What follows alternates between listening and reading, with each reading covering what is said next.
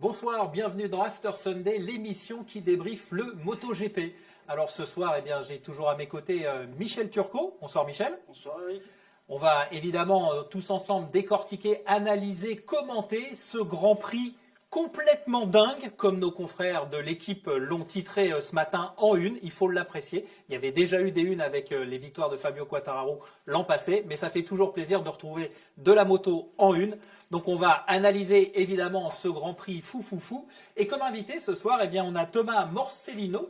Bonsoir Thomas. Bonsoir. Alors Thomas, vous le connaissez peut-être ou peut-être pas, mais vous avez forcément fait appel à lui à un moment ou à un autre quand vous avez commenté l'historique du MotoGP, des victoires, parce que Thomas, vous êtes le allez-y, je vais vous le laisser. Statisticien officiel du MotoGP. Ouais. Voilà, donc c'est vous, monsieur statistique, sur le MotoGP. Oui. Vous êtes également consultant statistique pour Canal+, c'est ça? Exactement. Donc à chaque fois qu'on a une stat, c'est En grâce tout cas, à vous. voilà, en partie grâce à moi, après, bien évidemment, mais oui, tout à fait. D'accord. Donc, Bon, on va se tutoyer, ça ouais. va être un petit peu plus sympa. Alors, la première question qui est évidente, la stat du week-end, ça serait quoi, Thomas?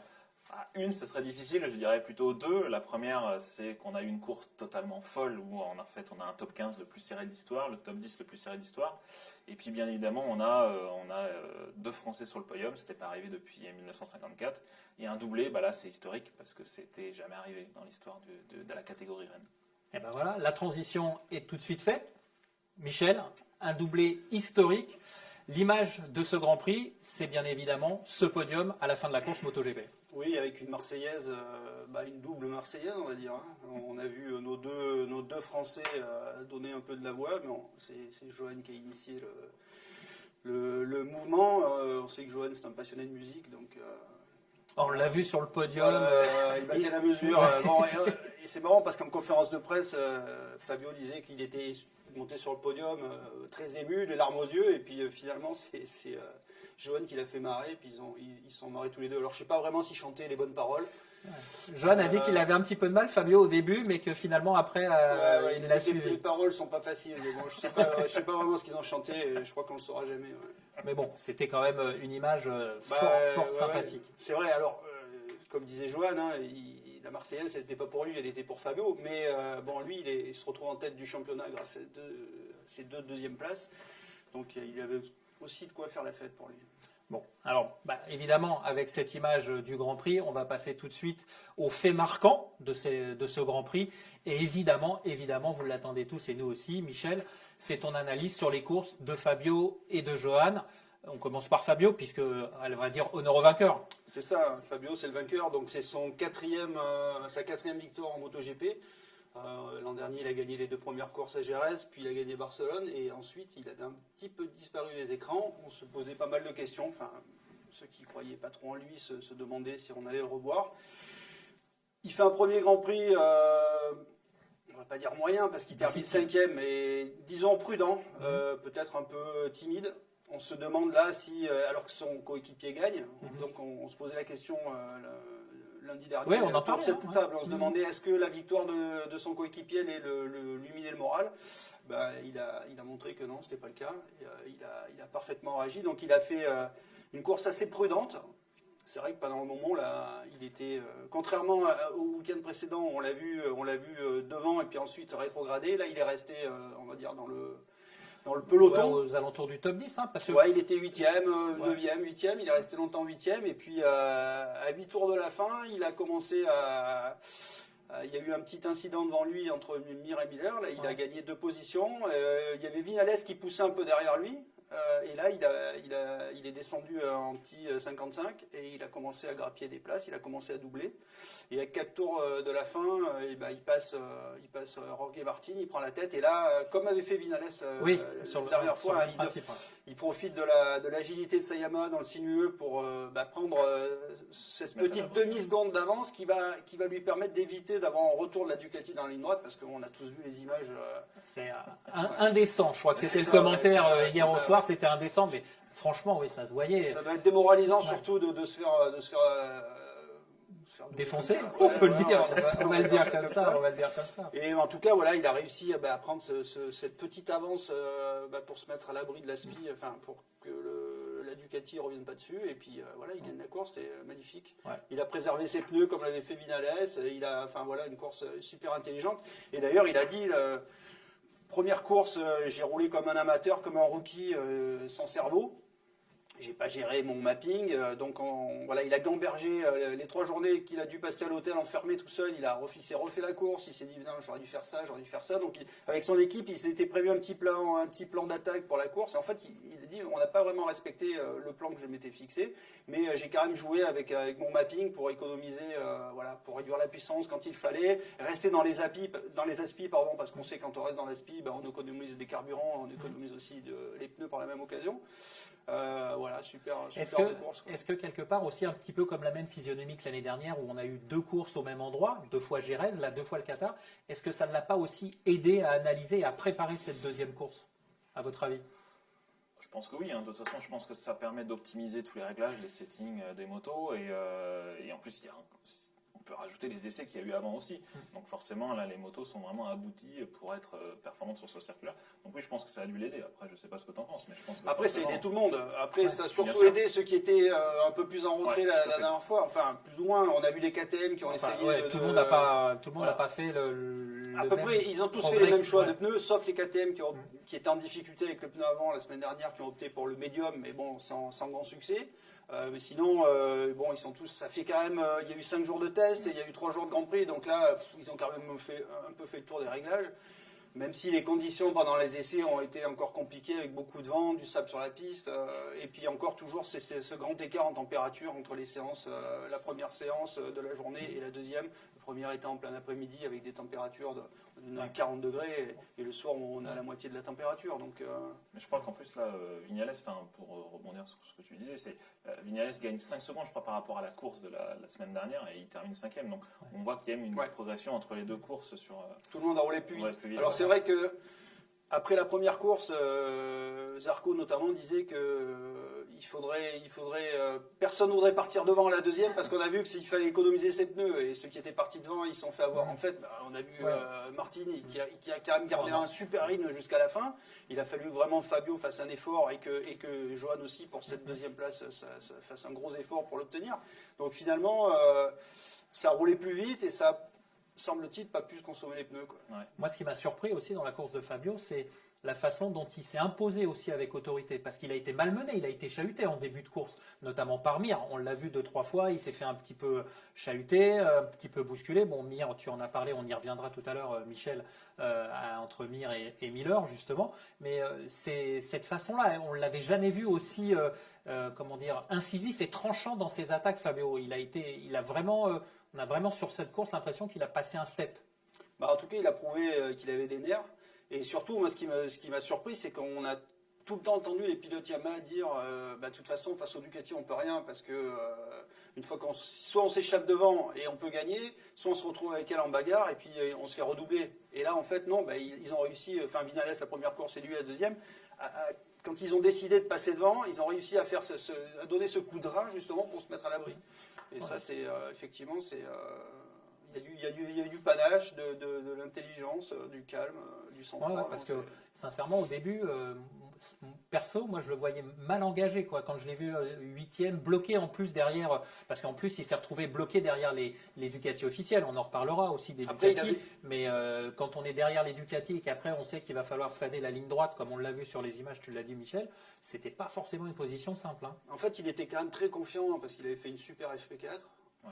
Donc il avait l'air, il était assez serein, je pense. Et, il avait déclaré, ça va être la guerre, il a dit.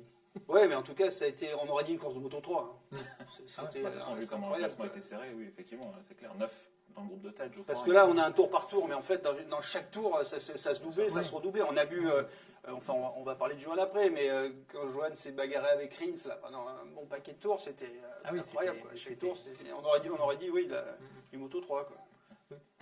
Quand on est comme ça sur une course, Thomas, on arrive à tout cerner, à anticiper les stats qu'on va vous demander, parce que j'imagine que quand il y a la course Canal ou en régie, ils disent ouais, est-ce qu'il y a ci, il y a ça, la Dorna c'est pareil.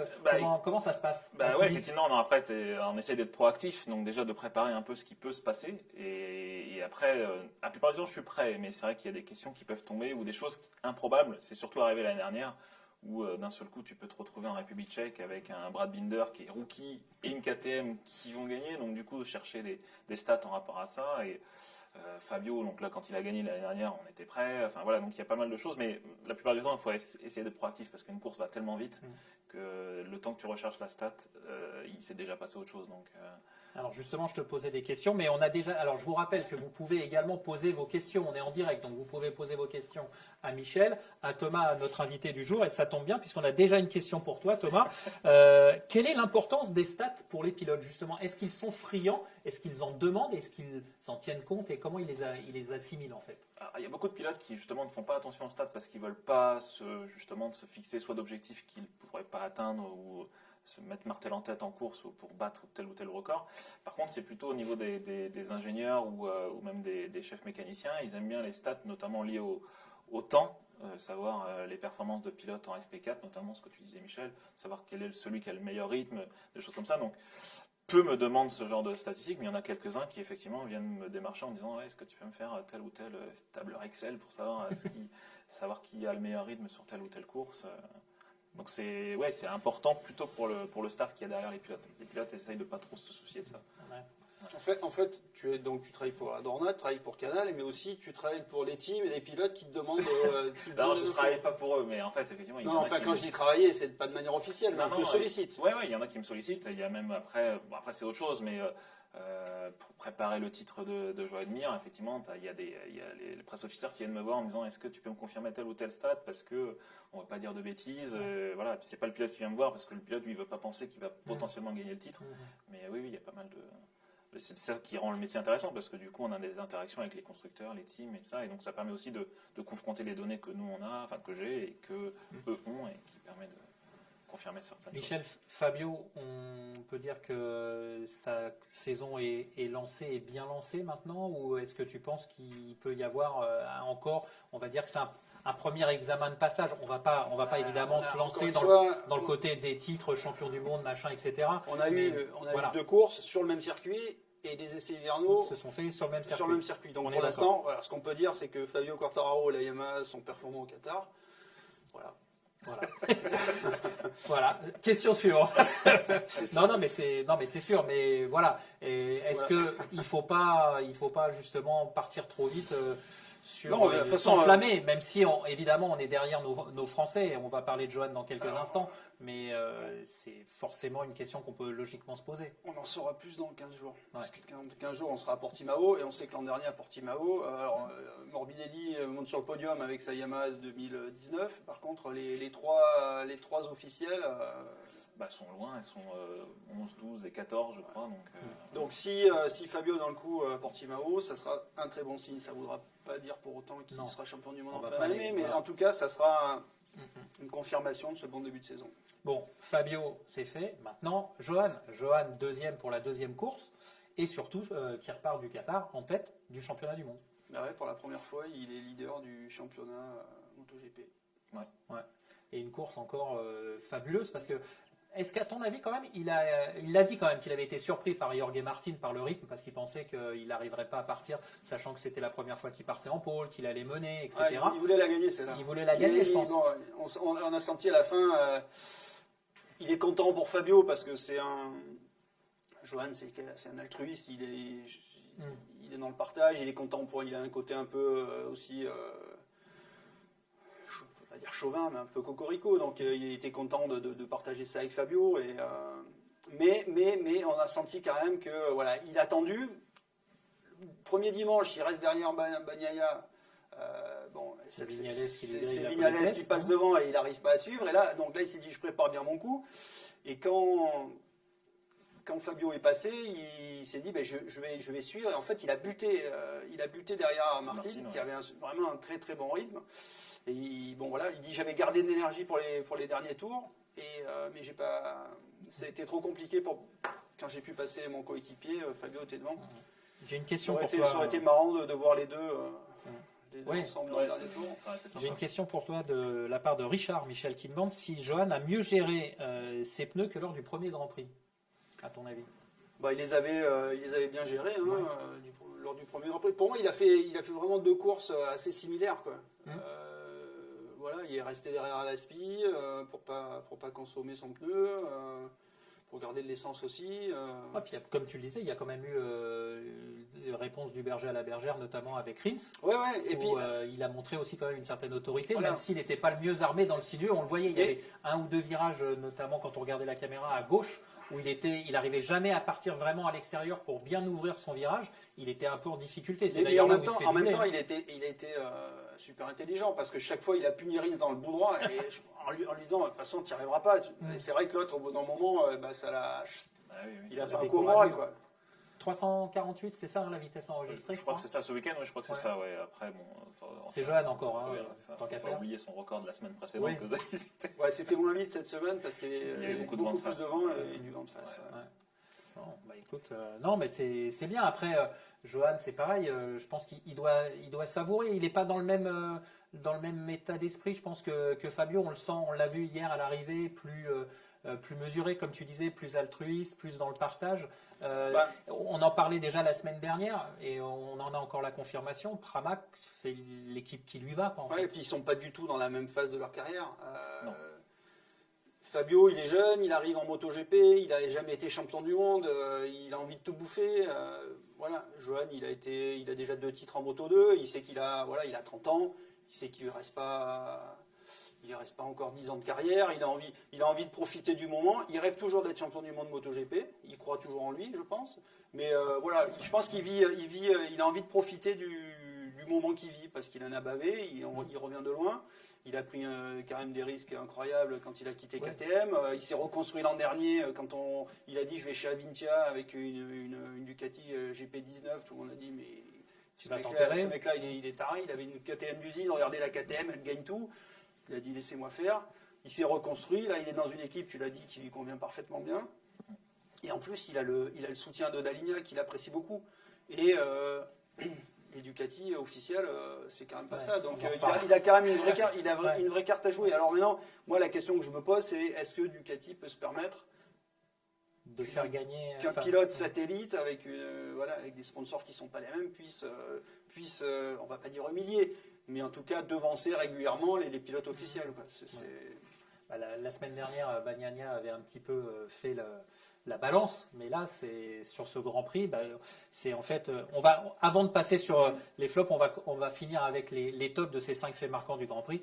Et évidemment, on va pas passer sous silence, c'est la performance de Jorge Martin. Thomas, déjà au niveau des stats, première pole position. Parmi les rookies, on a vu qu'il rentrait dans le cercle fermé des rookies qui faisaient leur pole. Ils sont combien? Ils sont... Pole au premier Grand Prix, ils sont très peu. Je crois que c'est le 2e Grand Prix, donc là c'est différent. C'est pas un record, on va dire. Mais parce que Lorenzo a fait mieux, parce que le premier Grand Prix il était en pole. Mais surtout le podium, c'est vrai qu'il rentre dans un cercle très fermé, puisqu'il termine. Enfin, c'est le premier rookie à être sur le podium aussi rapidement après Marquez, qui a été sur le podium dès sa première course. Mais il rejoint d'autres pilotes comme Lorenzo aussi, effectivement, qui ont terminé sur le podium de leur première course, Pedrosa. Donc oui, effectivement, ça reste une belle performance. Et encore une fois, c'est pas un pilote qu'on attendait. Hein. Moi, le premier, c'est pas le premier rookie que j'attendais sur le podium dès la 2e course. Quoi. Après, c'est un pilote un peu particulier. Il était champion du monde Moto 3, on le rappelle. Mais après, c'est un pilote qui s'est souvent blessé. Oui, c'est ça.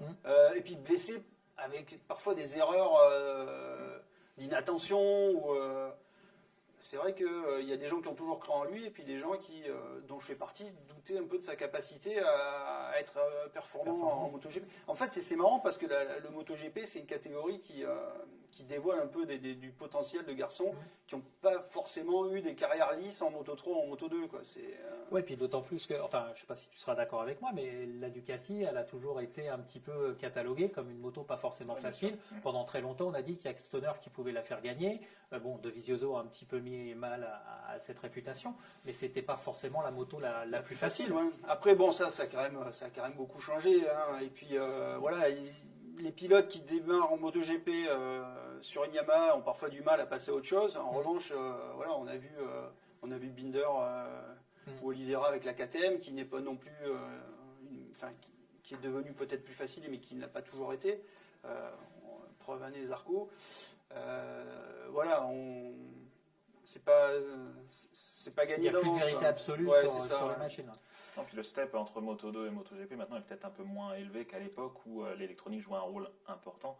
Là, depuis le 2016 et l'arrivée de l'électronique unique, on voit l'arrivée quand même de pas mal de rookies qui performent. À commencer par Zarco, dès qu'il est arrivé, il menait le premier Grand Prix. Puis Fabio, enfin voilà, donc et c'est vrai que les rookies ont tendance à performer dès leur première course. Et on le voit depuis 2016, je pense que ça joue pas mal.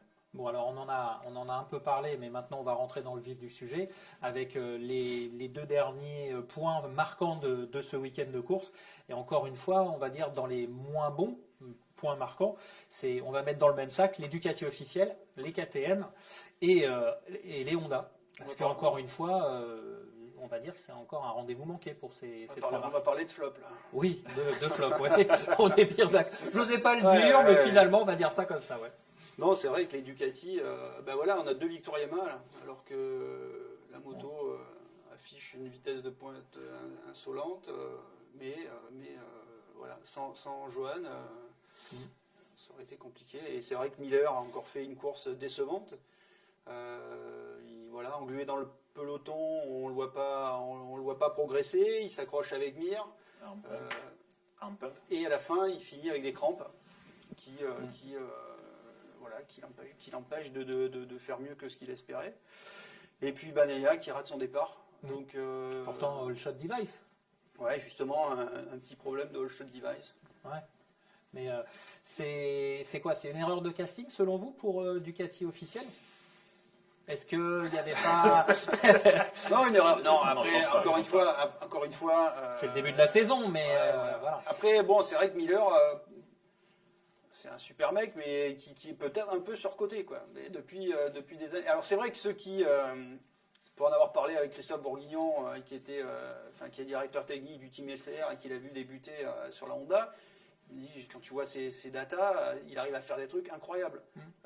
Voilà, il est passé du Moto 3 sans passer par le Moto 2. Livio Suppo lui avait fait confiance à ce niveau-là.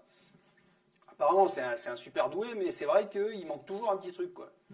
Donc, est-ce que... et là, la pression je pense que la pression chez Ducati dans l'équipe officielle, c'est pas du tout la même que chez Pramac. Et c'est aussi ce qui peut jouer en la faveur de Johan.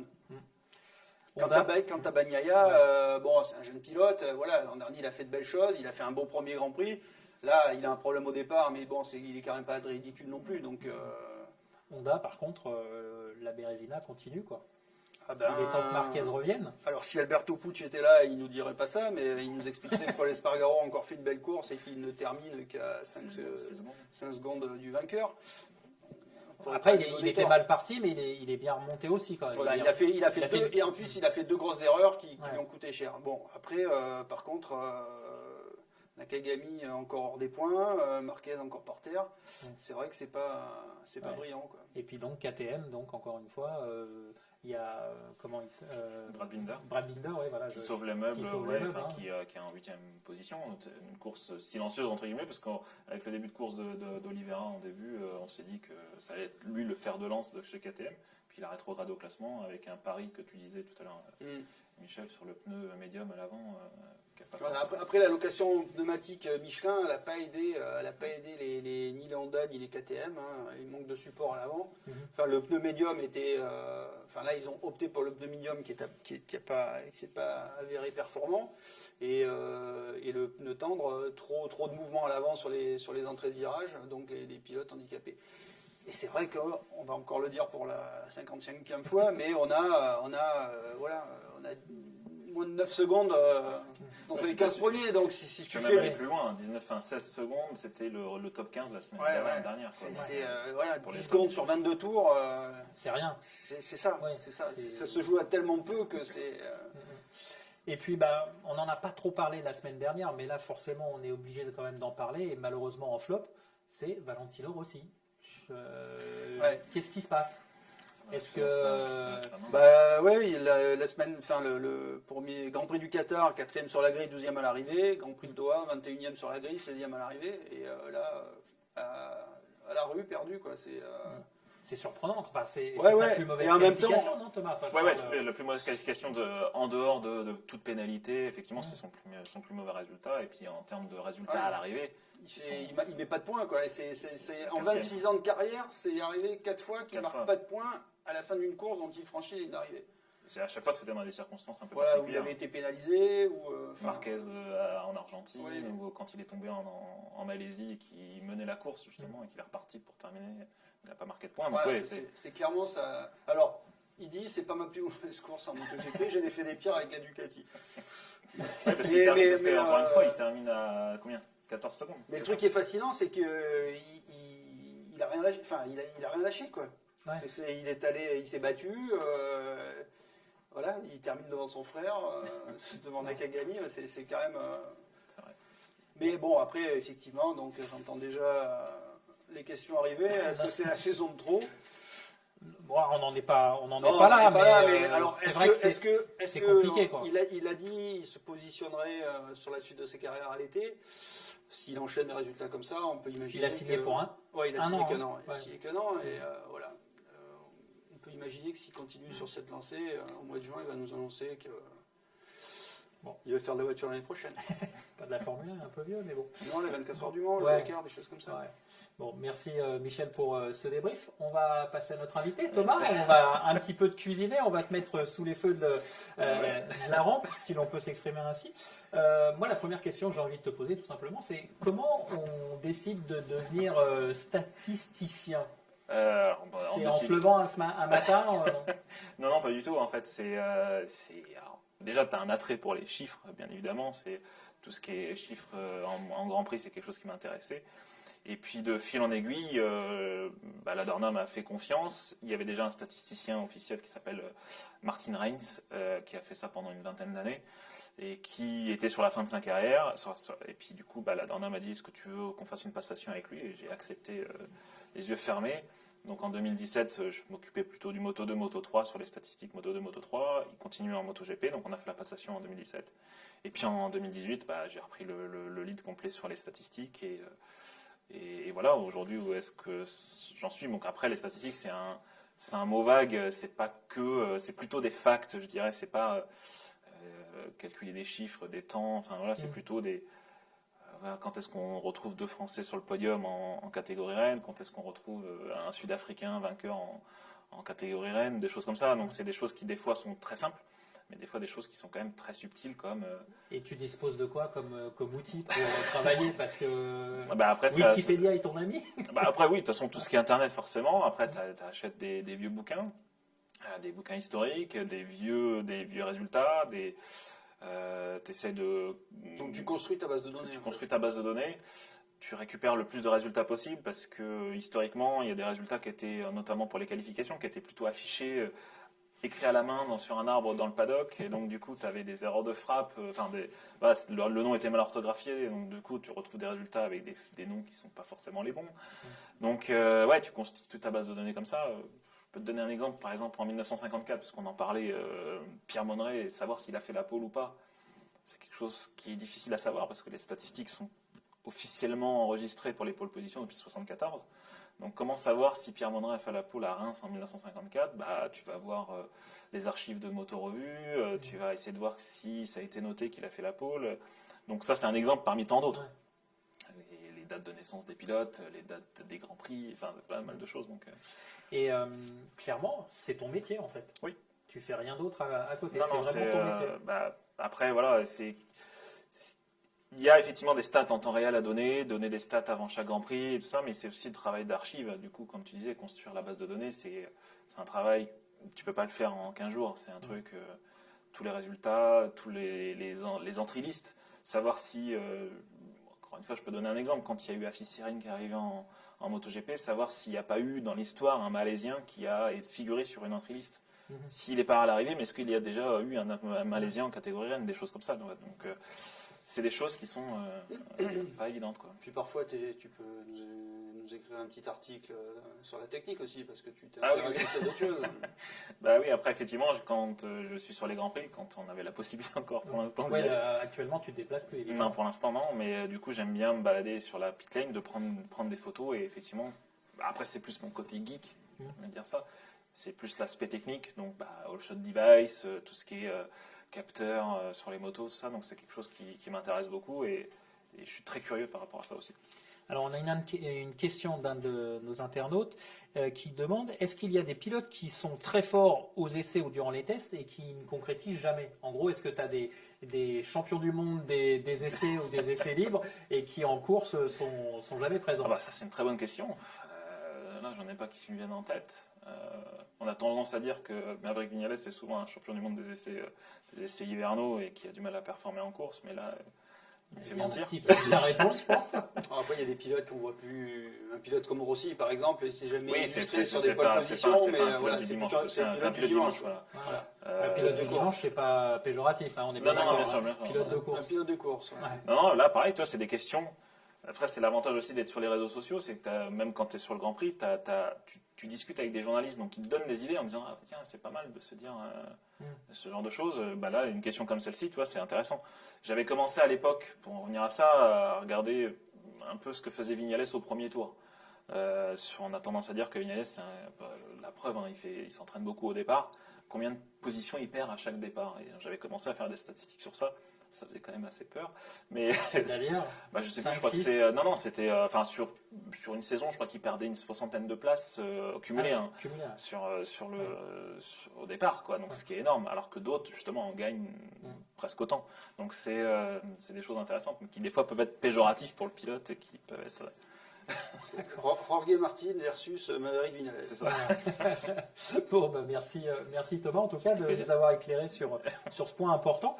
On va passer à ce qu'on appelle nous le Sunday Race Recap. On va faire un petit focus rapide sur ce qui s'est passé en Moto 3 et en Moto 2 et durant la saison, on fera également des focus sur les autres championnats qui se dérouleront éventuellement les week-ends de course. Donc en Moto 3, Michel, le premier focus c'est Pedro Acosta, 16 ans. Là aussi, ça doit être une première. Thomas, partie de la voie des stands. Ah oui, qui gagne. partie de la voie des stands. En Moto 3, en tout cas, oui, c'est une première. Ça, c'est clair. Il y a eu Brad Binder qui est parti dernier sur la grille en 2016 à Jerez, qui avait gagné. Mais là, depuis la voie des stands, oui, c'est une première. Et il était en quelle position sur la voie des stands? Parce qu'on a maintenant, on a des grilles on a une grille de départ dans la voie des stands. Il était pas mal placé de mémoire. Il était sur la deuxième ligne. Ouais, je crois, je sais plus. Je ne pourrais pas te dire. Je crois qu'il avait 10 secondes de retard à la fin du premier tour. Ouais, au premier tour, il avait une dizaine de secondes, tout à fait. C'est assez incroyable. Je rebondis quand même avant de passer à l'autre. On a une question qui va te faire sourire, je pense, Thomas. Travailles-tu pour des sociétés de paris en ligne? C'est pas bête, parce que ça, si tu as les chiffres du loto ou de l'euro million, on est preneur aussi. Hein. Après, c'est vrai que là, c'est plus des probabilités, c'est la continuité des statistiques, mais oui, ça peut être intéressant de définir des tendances par rapport aux pilotes. Ouais. Oui, mais non, pour l'instant, non. On revient sur le Moto 3. Michel, Lorenzo Felon, c'est compliqué. Forcément, on s'y attendait. Il faut peut-être attendre les circuits européens, peut-être maintenant. Oui, c'est un début de saison difficile. Après, voilà, on sait que Lorenzo, il arrive en Grand Prix sans forcément avoir l'expérience qu'il aurait peut-être pu acquérir en restant une année de plus en Espagne. Après, voilà. Son père a fait le choix de le lancer tout de suite parce que avec le coronavirus, les courses en Espagne, il y en a moins. Autant prendre tout de suite les circuits. Donc c'est vrai que bon, après voilà, c'est un pari. Il faut juste espérer que le gamin se décourage pas trop, parce que voilà, il y a des exemples par le passé, des gamins qui devant la hauteur de la marche se sont cassés les dents et sont un peu découragés, quoi. Après, le problème, c'est qu'on a tendance à le comparer du coup avec les autres rookies qui sont, en tout cas les deux rookies, Izan Guevara et puis Pedro Acosta, qui sont justement. Donc c'est sûr, c'est difficile, la comparaison n'est pas forcément évidente. Donc, Bon, après, l'an dernier, enfin il y a 2 ans, en Rookies Cup, il était pas loin, il était avec eux dans le groupe, donc il n'y a pas de raison. Voilà. D'accord. Et puis la dernière image de Moto 3, c'est l'altercation Maxi-Alcoba au départ avec cette cascade et ensuite ce combat de boxe. C'est assez surprenant. Ils ont été sanctionnés ou pas alors finalement Ouais, alors pas pour ce qui s'est passé entre guillemets sur la piste, mais plutôt ce qui s'est passé après. Oui, ils ont été sanctionnés. Ils partiront tous les deux de la pit lane, donc avec un certain délai. Je crois que McPhee hérite de 10 secondes en plus de délai. Et Alcoba, je crois que c'est 5 secondes. Mais oui, ils ont été sanctionnés. Après, c'est McPhee, j'ai vu là, juste avant l'émission, il s'excuse en disant que sa réaction, c'était une réaction à chaud. Ce qu'on peut comprendre, voilà, il s'est fait percuter, il tombe. Et donc sa réaction directe, c'est de s'en prendre à celui. C'est pour rien. Oui, en plus, voilà. Donc, du coup, c'est de s'en prendre au pilote qui était juste à côté de lui. Mais il s'excuse auprès de ses sponsors, de ses fans, tout ça. Donc, c'est un bon garçon, McPhee. Oui, bien sûr. Bon. On fait un petit focus, Michel, sur le Moto 2 maintenant avec Sam Lobbs, deuxième pole consécutif, deuxième victoire consécutive. Est-ce que ça va être l'année Sam Lobbs en tout cas, c'est bien parti. Et on rappellera que l'an dernier, il avait fait une super saison. Il s'est blessé en fin d'année. Sinon, il aurait été. Enfin, il s'est battu pour le titre jusqu'à la fin, malgré une blessure en fin de saison. Et qui plus est, il avait raté la première course au Qatar parce il s'était blessé à l'entraînement à l'hiver. Donc là, il est assez étonnant, quoi, parce que alors il continue à tomber au warm-up. Donc c'est carrément en course. Mais non, il est bien dans le team. C'est ce qu'on disait la semaine dernière. Et on peut y croire, quoi. En tout cas, une petite stat, docteur.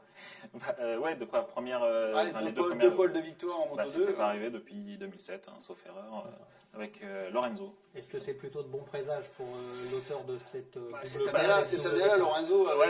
C'est bon, mais après, tu vois, encore une fois, si tu veux faire des paris en ligne, le dernier, je crois avoir gagné les 2 premières courses, c'était Baldassari, je crois. Et donc Baldassari, c'est pas un bon exemple. Donc, si tu veux. Mais il n'avait pas fait la pole. Non, il n'avait pas fait la pole. Il avait gagné les 2 courses, mais encore une fois. Bon, allez, on va te laisser tranquille sur les questions, Thomas, parce qu'on va justement passer à notre rubrique. On vous l'a expliqué la semaine dernière. Vous pourrez poser tout au long de la saison vos questions, soit à Johan Zarco, soit à Fabio Quartararo, par l'intermédiaire de Michel ou d'Alexis Delis, qui nous regarde depuis l'Infalande, le mangeur de zébus ou de gnous. Alexis, on te salue. En tout cas, la question de cette semaine pour Johan Zarco, la voici.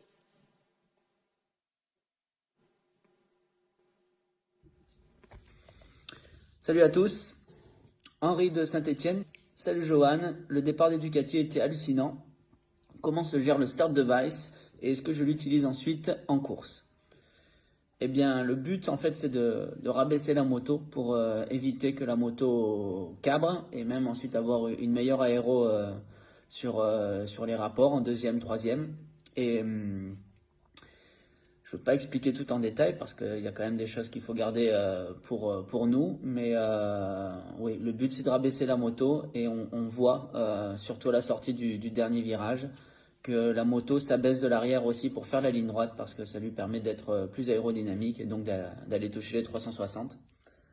Voilà, c'est comme ça que ça fonctionne. On a des petites manivelles pour gérer tout ça. Salut! Voilà donc la réponse de Johan Zarco à vos questions. Donc encore une fois, n'hésitez pas, tout de suite après l'émission, vous pouvez poser vos questions, soit à Johan, soit à Fabio, et Michel ou Alexis, encore une fois, ce seront vos relais pour nos Français. Je pense que la semaine qui va arriver, tu ne vas pas chômer, Michel, je pense qu'il y aura quand même un paquet de questions. Alors, on a aussi les questions donc, pour After Sunday, donc dans le cadre de cette émission. On a une première question là qui est quand même beaucoup plus générale. On nous demande si on pense que le Grand Prix de France sera ouvert au public. Donc là, pour l'instant, on a eu l'information durant le Grand Prix du Qatar que le Grand Prix de France était maintenu. L'organisation de Claude Michy l'a confirmé. Le Grand Prix se tiendra. Après, public ou pas public, je pense que c'est un peu tôt, Michel, de toute façon. C'est carrément trop tôt. Là, déjà, on a l'annulation, en tout cas, le report des 24 heures moto du Mans qui était prévu dans 15 jours. Parce que ça devait être à huis clos aussi, mais c'est annulé parce que les hôpitaux sont saturés, donc les autorités ne veulent pas prendre de risque d'avoir évacuer des gens en cas de blessure sur le circuit, évacuer des pilotes sur l'hôpital. Donc la situation d'ici la mi-mai, c'est compliqué de connaître. Théoriquement, on devrait être confiné jusqu'à fin avril, et tout devrait, si on en croit notre président, tout devrait aller mieux au mois de mai. Donc, si tel est le cas, on pourra avoir, je pense, un peu de public. On se rappelle que l'an dernier, il y avait quand même eu du public au Mans. C'est l'un des rares grands prix à avoir accueilli du public. Claude Michy avait vraiment travaillé énormément là-dessus pour faire en sorte d'avoir un minimum de public autour de la piste. Oui, donc encore une fois, tout dépendra de la situation sanitaire début mai, quoi. Alors, on a une autre question, Michel ou Thomas, celui qui veut se lancer. Est-ce que ce podium des deux Français va créer une dynamique et on aura des futurs pilotes français pour une relève? Alors, on en a parlé la semaine dernière avec le président de la FFM. Hein. Il y a des projets qui sont en cours. Ce qui est certain, Eric, c'est que si, on le voit, une de l'équipe. Moi, à midi, j'écoutais le journal sur France Inter. On a parlé de la moto. Je n'avais jamais encore entendu parler de la moto. Donc, ça veut dire que si les Français performent, que la moto, on la voit sur des médias mainstream, forcément, ça devient plus populaire. Ça va prendre une meilleure image parce qu'on traîne toujours un peu une image pas terrible en France de la moto. Donc, forcément, ça peut susciter des vocations. Et puis, sur le long terme. Moi, je l'ai relevé. On a eu aussi un super tweet de la ministre des Sports, Roxana Maracineanu, qui a écrit textuellement sur Twitter. Je me permets de la reprendre. Je salue l'incroyable doublé français en MotoGP à Doha Grand Prix. Immense bravo à Fabio Quartararo 20 et à Johan Zarco 1 qui écrivent l'histoire. Quelle fierté pour le sport français de les voir ensemble au sommet. C'est quand même plutôt sympa. Parce que on aurait pu avoir un truc laconique, félicitations à Johan Zarco et Fabio. Je pense que là, ça fait. Voilà, après, c'est comme tu le dis, c'est à force d'avoir ce genre de situation.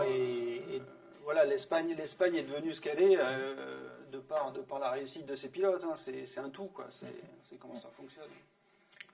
Bon, on arrive à la fin de l'émission, messieurs, et on va passer à la partie qui n'est pas forcément la plus simple, parce que la semaine dernière, on vous avait demandé de nous donner vos pronostics, et je peux vous dire, sans trahir un gros secret, que personne n'avait vu Jorge Martin en pôle et sur le podium, donc malheureusement, personne n'a gagné. Il y avait eu, évidemment, nos Français sur le podium, mais là, la physionomie totale du podium, c'était impossible à trouver. Donc le prochain Grand Prix, ça sera le 18 avril à Portimao. En 2 mots, un circuit totalement différent de l'Oseille, très vallonné. On a vu que l'an dernier, pour les Français, on l'a abordé tout à l'heure, ça n'avait pas été simple, notamment pour Fabio et même pour Johan. À quoi on peut s'attendre, Michel? Un renivellement, retour des Suzuki, qu'est-ce qu'on peut... En même temps, le Grand Prix du Portugal, c'était il n'y a pas si longtemps que ça, puisque c'était le dernier Grand Prix de la saison 2020. Donc voilà, c'était novembre, on va y aller au mois d'avril. C'est Miguel Oliveira et KTM qui ont gagné l'an dernier. Donc, c'est un cavalier seul impressionnant. Ouais, voilà, c'était le premier. Est-ce que voilà, on peut avoir le retour en grâce des KTM, enfin le retour en grâce par rapport à leur descente de prestation du Qatar. La Ducati a bien fonctionné puisque Miller était sur le podium. Zarco 10e l'an dernier, Fabio 14. 14, ouais, c'est ça, j'allais dire 12, non 14. On avait dit, les Yamaha officiels étaient Morbidelli avait performé, voilà. Mais les donc, officiels... pas facile. Mais après, l'année En dernière, même temps, la Française des Jeux est avec nous. Donc, non, mais c'est vrai que l'année dernière, en plus, historiquement, c'était un cas rare parce qu'il y avait 3 pilotes satellites sur le podium. C'était pas arrivé depuis 2004, Qatar justement. Statistique. Voilà, non, mais, mais c'est vrai que tu avais Oliveira de Tech 3, tu avais donc Miller de chez Pramac et puis Morbidelli de chez Petronas. Donc on avait 3 marques aux 3 premières places. Donc après, comme dit Michel, moi j'aimerais bien qu'il y ait au moins une KTM qui revienne un peu en bagarre. Et puis l'inconnu, ce sera éventuellement peut-être retour de Marc Marquez. On ne sait pas. Voilà, on verra. En tout cas, on le saura le 12 avril. Le 12 avril, il passe. Moi, je pense que même avant, non, on aura peut-être un. Non, il a une visite médicale. médicale. Après, on sait qu'il a été absent. Il a renoncé aux 2 Grands Prix suite à une visite médicale. Alors, est-ce que c'est ces entraînements à répétition à Barcelone et à Portimao qui ont qui ont ralenti sa guérison? C'est pareil, les communications chez Honda restent floues. Oui, et très, très difficile à analyser et comprendre. En tout cas, merci Thomas de nous avoir rejoint ce soir. Merci Michel. Merci Eric. Et puis quant à nous, on se retrouve lundi 19 avril, même endroit, même heure, 19h, donc sur les réseaux sociaux Facebook de Sans Concession, de Motostation, Motojournal et Motorevue. D'ici là, portez-vous bien, protégez-vous et à très vite pour un autre After Sunday.